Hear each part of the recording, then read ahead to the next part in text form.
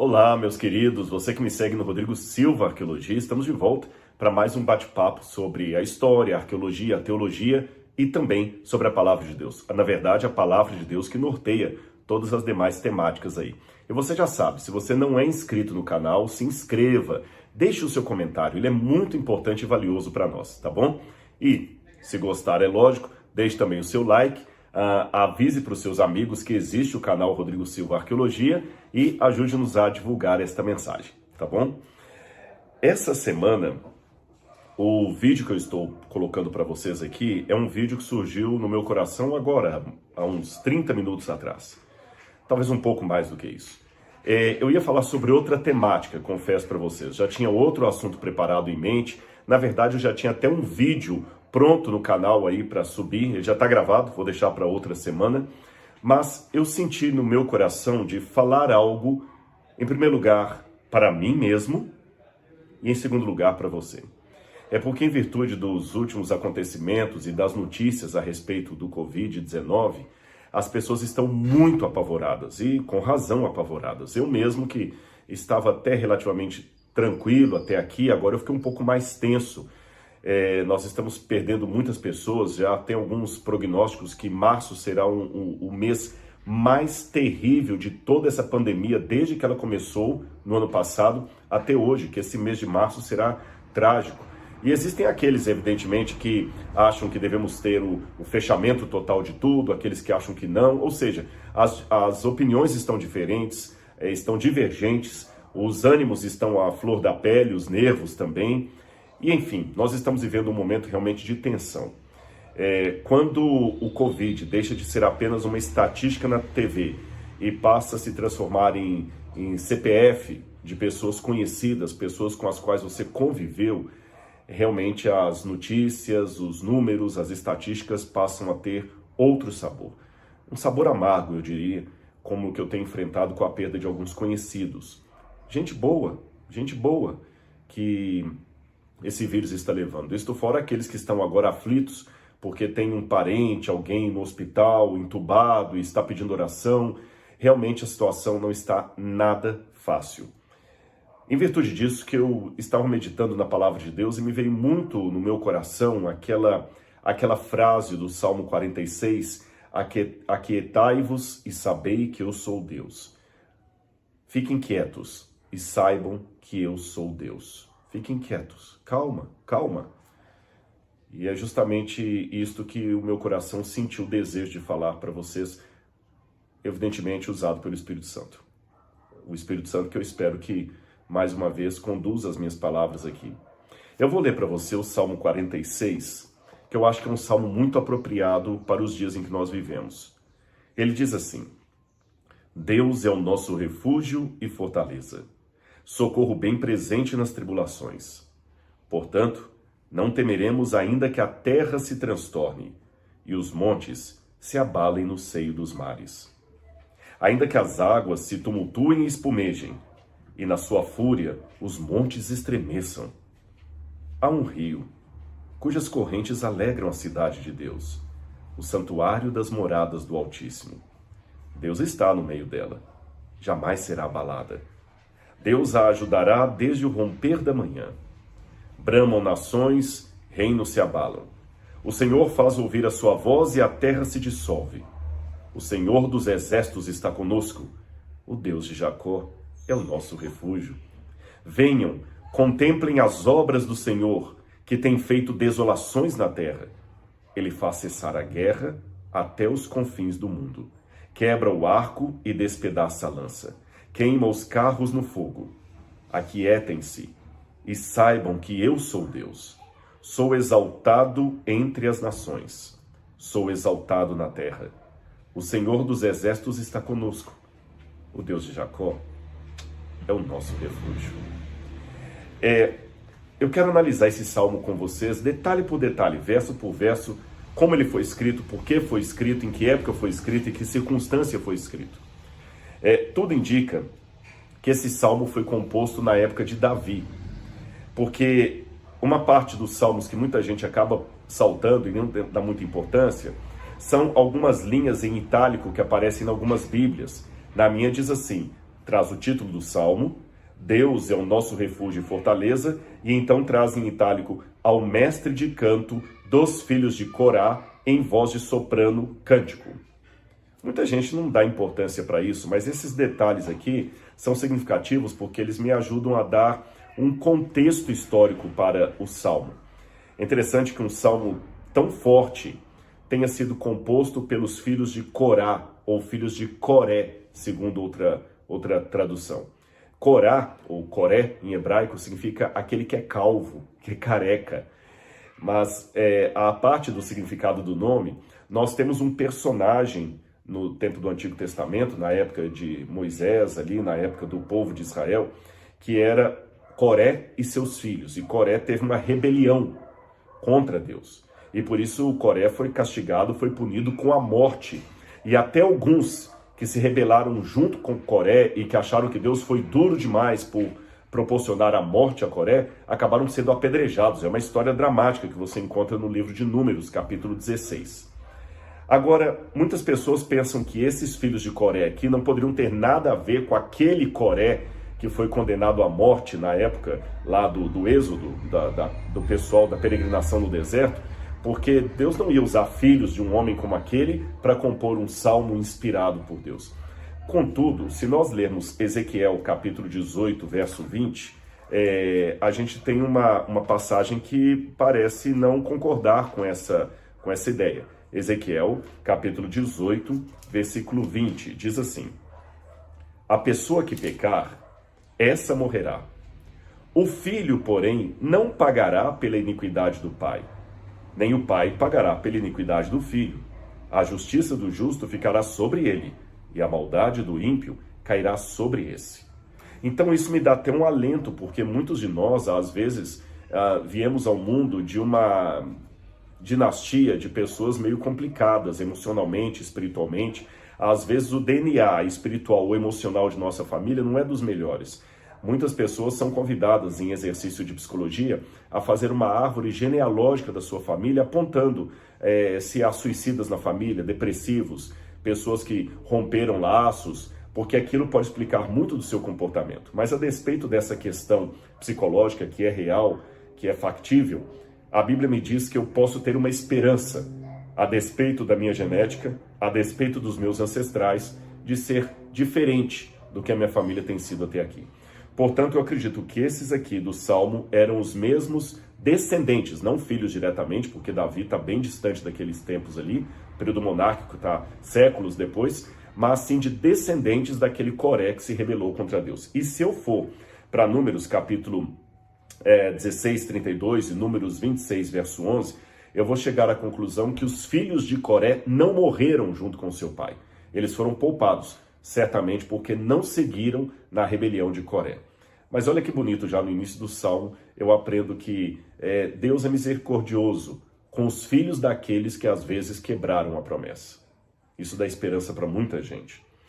E esse Salmo realmente é um Salmo fantástico, tanto é que eu não sei se você sabe, aqueles que são evangélicos, especialmente os luteranos, o mais famoso hino composto por Martinho Lutero, Castelo Forte, que alguns chegam a atribuir até a característica de ser um hino de exorcismo, Castelo Forte ao nosso Deus, esse hino de Lutero é uma paráfrase do Salmo 46.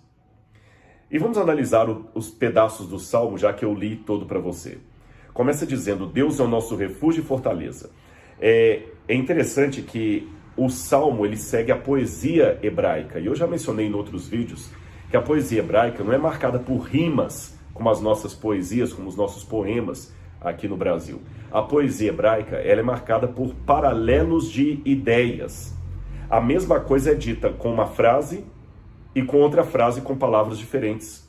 É como se fosse uma maneira de estimular as pessoas a cantarem o poema junto com o regente e ao mesmo tempo que elas cantariam junto com o regente, elas memorizariam. Aliás, até interessante que quando fala em hebraico que esse hino deveria ser cantado em voz de soprano, é interessante que essa palavra soprano no hebraico é alamot. Essa palavra só aparece aqui no Salmo 46 e na passagem que Davi traz a arca para Jerusalém, E quando ele traz a arca para Jerusalém, a arca, ele deveria ter um coral acompanhando a trajetória da arca, e deveriam ter esses alamut à frente cantando. E quem seriam alamuts? Pessoas que cantam voz de soprano. Então alguns comentaristas pensam que aqui é uma referência a mulheres virgens que participavam do coral litúrgico do templo, ou antes do templo, do tabernáculo, da tenda. Isso é interessante, porque nós temos inclusive lá em Israel estatuetas de argila que mostram mulheres participando do cântico, participando do toque de instrumentos. Então naquela época a mulher participava ativamente da liturgia. Eu sei que isso pode parecer óbvio demais para os dias de hoje, mas numa época patriarcal realmente é uma grande situação sui generis para o contexto. E é interessante Deus valorizar o louvor das mulheres. Então pode ser que esse em voz de soprano sejam as mulheres que deveriam fazer a parte da antífona, ou seja, as mulheres cantariam a primeira estrofe, um coral de mulheres lá no templo. Agora imagine comigo, como é que isso não seria lindo? Mesmo antes do templo, eu estou falando do templo na época de Salomão, mas na época de Davi não havia o templo, havia apenas o tabernáculo. Mas imagine as mulheres cantando e a multidão repetindo aqui a segunda linha. Então seria mais ou menos assim. As mulheres cantariam: Deus é o nosso refúgio e fortaleza. Aí a multidão responderia: socorro bem presente nas tribulações.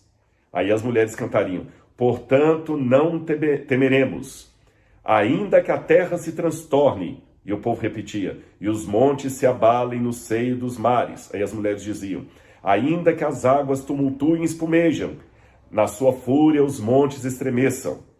Perceberam? A mesma coisa é cantada pelo coro das mulheres e a multidão aqui repetindo.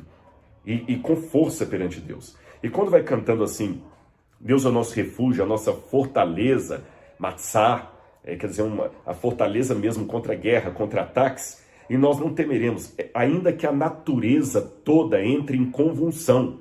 Veja, os montes se abalem no seio dos mares, as águas tumultuem e espumejem.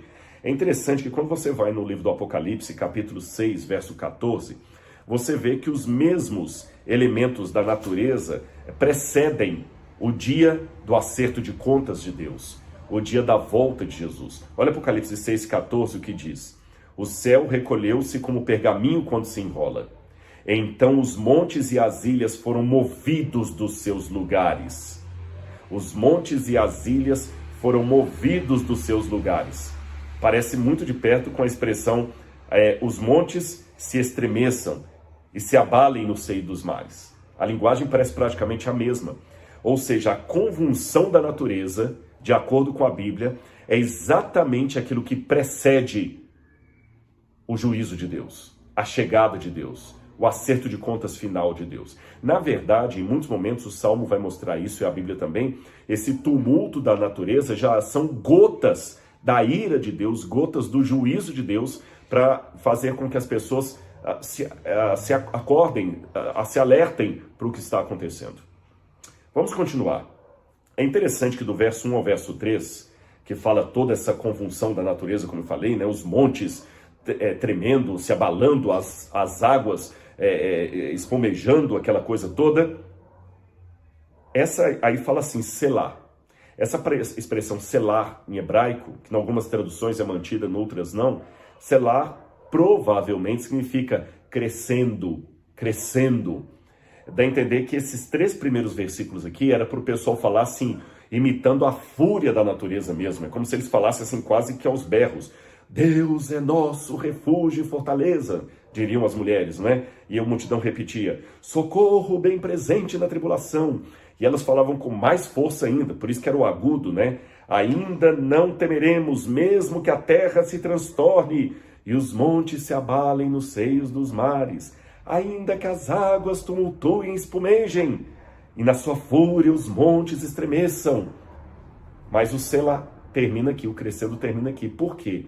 Porque a próxima estrofe do hino, isso era um hino, deveria ser falada de maneira tranquila. Como se você tivesse uma orquestra que estivesse tocando de maneira retumbante no início da música, e quando chega em determinado momento, fica só a voz de flautas, um violino suave, sabe? não tem mais o bumbo, as batidas, e fala assim, bem tranquilo, há um rio, cujas correntes alegram a cidade de Deus, o santuário das moradas do Altíssimo. Bem suave. E esse o santuário das moradas do Altíssimo me chama a atenção, o que seria esse rio? Que cidade é essa? Que fala assim, há um rio cujas correntes alegram a cidade de Deus. Muita gente pensa que a cidade de Deus, obviamente, é Jerusalém, só que não há nenhum rio que corta Jerusalém, que alegre Jerusalém. O rio mais próximo dali é o Rio Jordão, mas o Rio Jordão fica a leste de Jerusalém, a uma distância de 25, 30 quilômetros, talvez. Então não parece estar falando de Jerusalém. Alguns pegam o texto de Ezequiel capítulo 47 e pensam que é uma promessa de Deus para Jerusalém, porque lá fala do rio que sairá do santuário em Jerusalém, iria crescendo, crescendo, crescendo, crescendo e descendo até atingir o Mar Morto. Mas o Apocalipse também fala de um rio que alegra a nova Jerusalém. Vocês têm Apocalipse capítulo 22, versículo 1. Apocalipse capítulo 22, versículo 1 faz essa promessa. E é interessante que em Apocalipse, mais do que sair do santuário de Deus, esse rio sai do trono de Deus, porque Deus estará morando na Nova Jerusalém com os remidos. Diz assim, Apocalipse 22, 1. Então o anjo me mostrou o rio da água da vida, brilhante como cristal, que sai do trono de Deus e do Cordeiro. E diz o verso 3, nunca mais haverá qualquer maldição nela. Nela estará o trono de Deus e do Cordeiro. Os seus servos o adorarão e contemplarão a sua face. Ou seja, é o Salmo 46 lido de novo numa linguagem apocalíptica. Há um rio cujas correntes alegram a cidade de Deus, o santuário das moradas do Altíssimo. Deus está no meio dela. Olha Apocalipse. Nela está o trono de Deus do Cordeiro. Aqui diz, Deus está no meio dela. Jamais será abalada. E é interessante que esse santuário das moradas do Altíssimo, Kadesh Mishkanei, em hebraico, significa as santas habitações. Interessante que Deus só tem um santuário, uma morada. É o Mishkan, que é o templo. A palavra Mishkan, em hebraico, é o tabernáculo, o templo. Mas aqui está Mishkanei, Kadesh Mishkanei, as santas moradas, está no plural. Por quê? Ora, óbvio, quando você vai para João capítulo 14, versículos 1 a 3, Jesus fala, não se turbe o vosso coração, creiam em Deus, creiam também em mim. Na casa de meu pai há muitas moradas, e eu vou preparar uma para vocês. E quando eu for e preparar essa morada, eu voltarei. Então essas muitas moradas do Altíssimo são aquelas que ele está preparando. Não é que o Altíssimo precisa de muitas casas para morar, uma casa de campo, uma casa de praia, uma casa de inverno, uma casa de verão. Não, mas é porque essas casas são para os filhos dele. Naquela cidade que tem um rio, o rio da vida, segundo o Apocalipse, cujas águas alegram a cidade e aqueles que vão morar nela. Apocalipse 21, verso 3 também fala assim, esse é o tabernáculo de Deus com os homens, ou seja, ele mora com os seres humanos. Deus a ajudará desde amanhã. Aí muda de novo o tom no verso 8. Bramam as nações, os reinos se abalam. Quando você vai para Lucas, capítulo 21, verso 26, Lucas falou que iria acontecer um pouco antes da volta de Jesus. Lucas, capítulo 21, verso 26. Haverá pessoas que desmaiarão de terror pela expectativa das coisas que sobrevirão ao mundo, pois os poderes do céu serão abalados. Bramam nações, reinos se abalam. Perceberam? Deus faz ouvir a sua voz e a terra se dissolve. Por quê? Porque através desses acontecimentos, como o Covid-19 e outras coisas mais, irmãos, é Deus que está fazendo ouvir a sua voz através dos elementos da natureza. Por isso a terra está abalada. Mas aí vem um verso que é repetido duas vezes, quase como um refrão. O Senhor dos Exércitos, Yahweh Tsebaot, ou Hashem Tsebaot, o Senhor dos Exércitos das hostes, está conosco. O Deus de Jacó é o nosso refúgio. É interessante que Jesus, deixa eu só apagar aqui que está vindo uma ligação.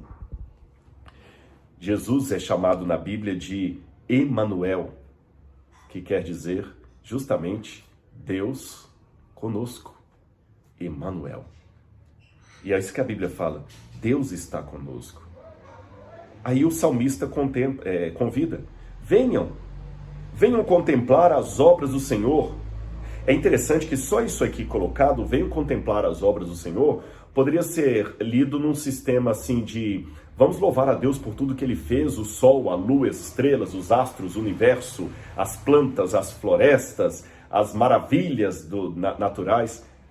Mas é interessante que as obras do Senhor aqui não são coisas bonitinhas que Deus fez. Venham contemplar as obras do Senhor, que tem feito desolações na terra. Estranho isso. Por que o Senhor faz desolações na terra? É interessante que Isaías fala, eu crio a luz e crio as trevas. Eu crio o bem e faço o mal. E é interessante que esse mal de Isaías aqui, a palavra ra em hebraico, não é um mal de mal ético, o mal de maldade, é um mal de guerras. Ou seja, Deus põe fim à guerra. Ele traz, às vezes, ele permite as batalhas, a convulsão para nos alertar, mas ao mesmo tempo ele coloca termo naquilo ali, não vai continuar. Vejam as desolações que o Senhor provocou na terra. Sabe, é interessante, mesmo nós que somos cristãos conservadores na leitura da palavra de Deus, etc., nós temos às vezes uma dificuldade de colocar carimbo profético ou bíblico no que está acontecendo hoje, porque parece assim dramático demais que Deus esteja fazendo algo com o planeta Terra nesse sentido. A gente não aceita, não faz sentido. Ou seja, quando os assírios e babilônios vieram destruir Jerusalém e o profeta falou que aquilo era Deus castigando Jerusalém pelos seus pecados, é fácil ler, é fácil encarar, é fácil interpretar isso aqui, porque realmente está no passado da Bíblia. Mas quando tem uma guerra, uma situação hoje, eu tenho dificuldade de colocar aquilo ali como sendo a mão de Deus agindo. E eu entendo essa dificuldade, eu mesmo tenho esse receio, porque às vezes há muito sensacionalismo em nome de Deus. As pessoas começam agora a ler a Bíblia com uma mão e com a outra o jornal do dia.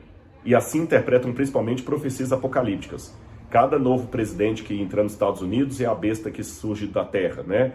Cada terremoto que tem é um novo terremoto que vai trazer voltando. Cada guerra, então quer dizer, é perigoso realmente a gente ficar colocando selo profético ou bíblico em tudo que acontece. Por outro lado, no outro extremo, é igualmente perigoso eu não observar os sinais dos tempos. E alguém pode falar assim, mas espera aí, Rodrigo, para, que até aqui você estava vindo bem. A minha mãe morreu de Covid. O meu tio morreu de Covid. Eu estou com meu pai internado na UTI com Covid. Eu estou preocupado com o que está acontecendo com ele. E aí você que vai dizer agora que foi Deus que provocou isso? O que meu pai fez? Será que meu pai está na culpa, por isso Deus permitiu tal coisa? Deixe-me dar um exemplo bíblico para você, respondendo à pergunta que talvez esteja no seu coração. Uma pessoa sincera e fiel a Deus pode sofrer os infortúnios de um castigo que Deus envia à terra? Vamos começar pela questão de castigo que Deus envia. Nós vivemos hoje uma situação em que as pessoas não querem mais a palavra castigo. Não querem mais a palavra castigo. A começar da educação de filhos. Hoje um pai que fala que vai castigar o filho, já vem um monte de especialistas em educação de criança e fala que não, você tem que dialogar com a criança, não pode pôr de castigo, não pode castigar, não pode repreender com a vara, não pode fazer isso. Se um professor bota um aluno de castigo e manda copiar 10 vezes a redação porque ele estava conversando na sala lá, vem a mãe reclamar com a supervisora, com a orientadora educacional, que aquilo causou trauma no filho dela, porque ele ficou depois da aula de castigo, que não pode, vai processar a escola. Ou seja, nós vivemos uma geração que nosso castigo virou uma palavra proscrita. Falar em castigo é a mesma coisa de falar em racismo, nazismo, ditadura, são palavras que ninguém quer defender. Então quando fala na Bíblia de um Deus que castiga, não fala isso não, que traz uma imagem muito negativa de Deus. Mas irmãos, a Bíblia fala que Deus castiga e repreende aquele que ele ama.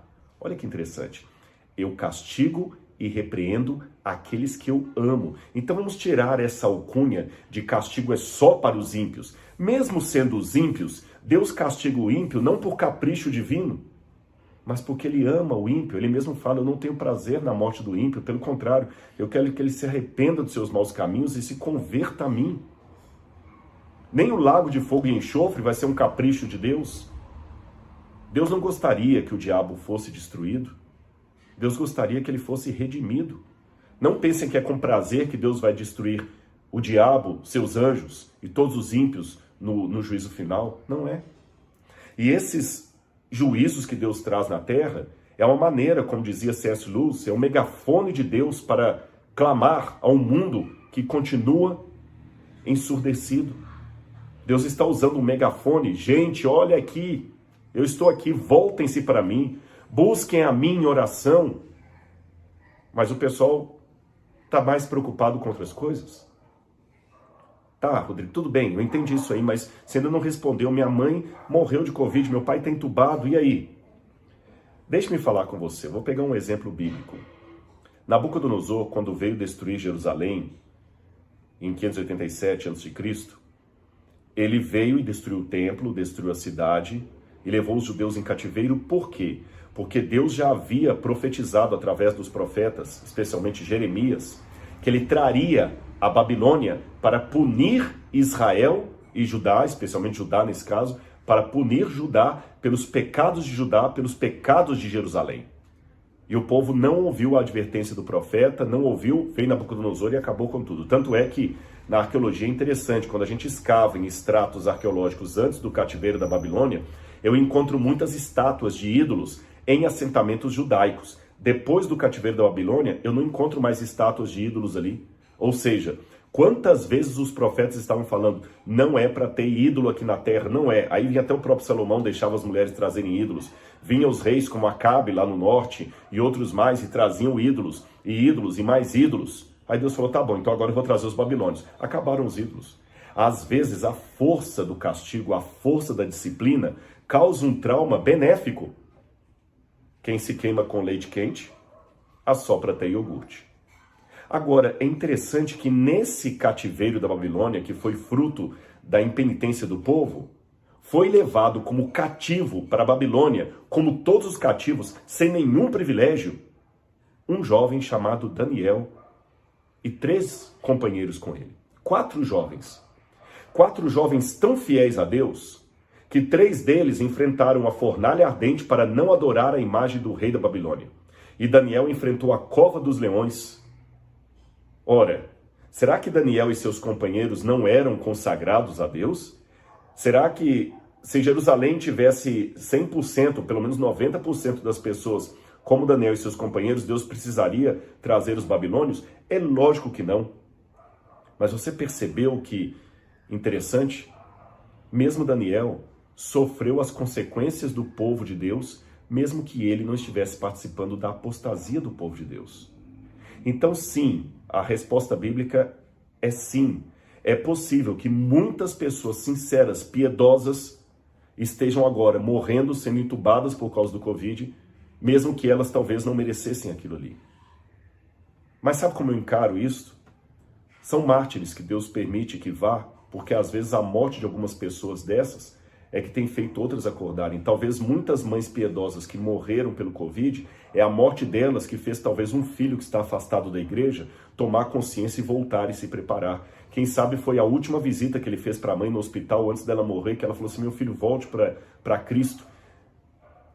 Então, enquanto o juízo final não chegar, enquanto a porta da graça não se fechar, sim, pessoas sinceras poderão padecer junto com o mundo que jaz no maligno. E o que nós faremos?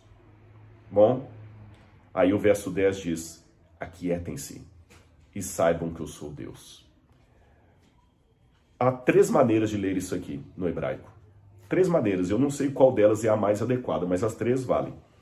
Quem é aquele que Deus manda, silêncio, shut up, aquietem-se? Letra A, as nações pagãs, porque lá no verso 8 diz, bramam as nações. E Deus fala, agora calados, calados. Agora é hora de vocês pararem. Pode ser? Pode ser a natureza, aquiete-se natureza, porque a natureza no verso 5, né? No verso 3, estava tumultuada, a natureza estava um mar enfurecido. Aquietem-se forças da natureza. Ou letra C, aquietem-se, povo de Deus. Eu não vou tomar partido nem por uma leitura nem por outra. Eu vou colocar as três como possíveis e vou tirar conclusões das três. Começando pelas nações, a Bíblia fala, ele é aquele que despedaça o laço e põe o arco, a lança, despedaça a lança, quebra o arco, põe fim à guerra, queima os carros. O mundo estava todo preparado para muita coisa mundial. E Deus permitiu um vírusinho vindo lá da China para falar com o mundo assim, ó, cala, vocês estão muito tumultuados, cala. Agora vocês vão calar, agora vocês vão me ouvir. Agora cala, vou botar ordem na casa aqui. Sabe aquele professor que chega à turma, tá, silêncio, todo mundo, porque ele tem moral. Cala. E o mundo agora está tendo que redescobrir muita coisa. Pena que vários não estão aproveitando a oportunidade para corrigir erros. Vários não estão aproveitando a oportunidade para atacar governo, para atacar política, para atacar religioso, para atacar isso, para dizer que ele tem a solução do problema, mas não estão procurando resolver os seus próprios dilemas. Número 2, a natureza. Deus tem o controle. Deus tem o controle. Como diz o livro do Salmo, de Jó, ainda que ele me mate, nele eu esperarei, porque ele tem o controle da minha vida.